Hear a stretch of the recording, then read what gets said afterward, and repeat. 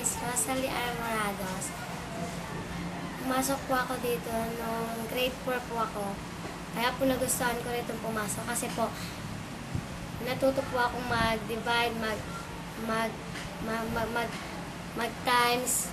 Kaya po nagustuhin kong pumasok dito. Kaya po alam ko na may pasok po rito kasi po pinsan ko po dati po nandito. Ako po si Lera Marisi Espeleta.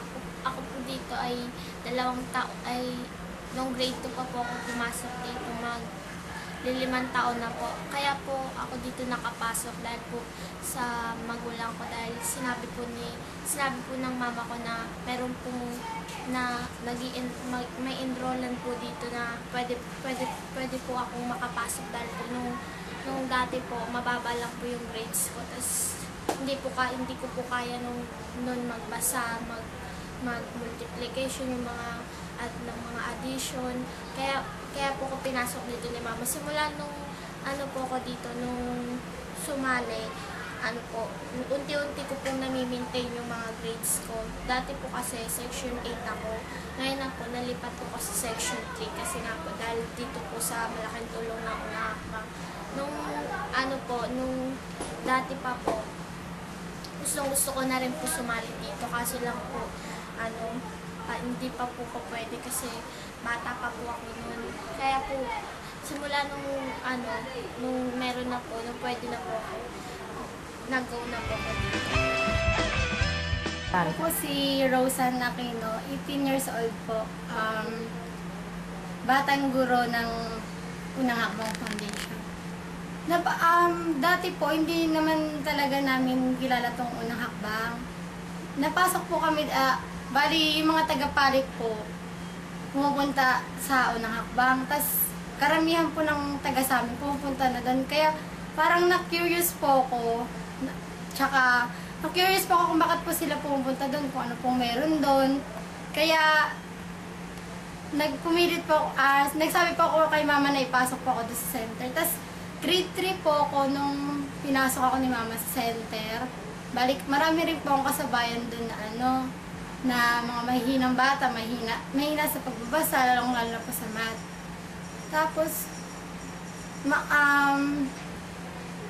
yung hindi pa lang po ako pumupunta dito sa center, puro laro, kaya yung mga grades ko noon, mabababa, kaya madalas lagi po pinapagalitan ng mama ko, kasi nga, ganyan-ganyan, mahilig ka sa laro, kaya tignan mo yung mga grades mo, kaya pinasok niya po ako dyan sa center.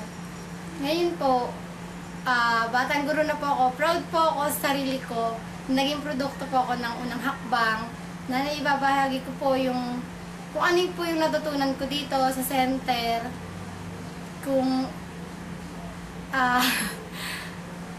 tapos, yung nga po, yung hindi lang ako nakatulong sa sarili ko, kundi nakatulong din po ako sa iba.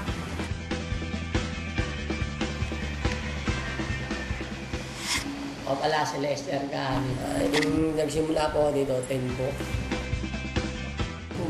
Naglinis po ako, naghugas. Tapos nag-ano ko dito, naglilinis ako, nag-awalis ako, nagluluto. Minsan naliligo. Yung parang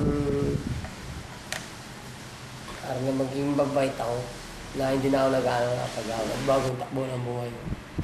Sabi ko na sa kanila, pagbubutihin rin nilang mag-aaral nila. Yung diabang buhay, walang pinag-aralan. Kasi tutoksuhin ka yan. Wala ka pinag-aralan, nakasarasarin ka. Kung may alam ka, ang pagyayabang sa sarili mo lang, sa sarili mo. Gusto ko, kahit kung matuto ako magbasa, tapos magtuturo rin po ako. Sana hindi marunong magbasa. Para mulad din mga hindi marunong magbasa. Para makatungtong rin sila kahit pagkahan. Yung mga dati namin kasama, so ganun yung buhay nila, na palaboy nga, abuse, walang pamilya, walang magulang, walang hindi inaalagaan ng magulang. So, ayun yung naging daan para ako magpatuloy ng pag-aaral. So, ayoko na maging ganun yung buhay ko. Gusto ko maayos. Para magkaroon man ako ng anak, hindi na sila matulad hindi na matulad katulad sa akin na nangyari. So, titignan mo doon, babasihan mo yung hindi nakapagtapos, tsaka yung nakapagtapos na. Yung naging maganda yung buhay nila. So, titingnan lang ako ngayon sa mas mababa sa'yo.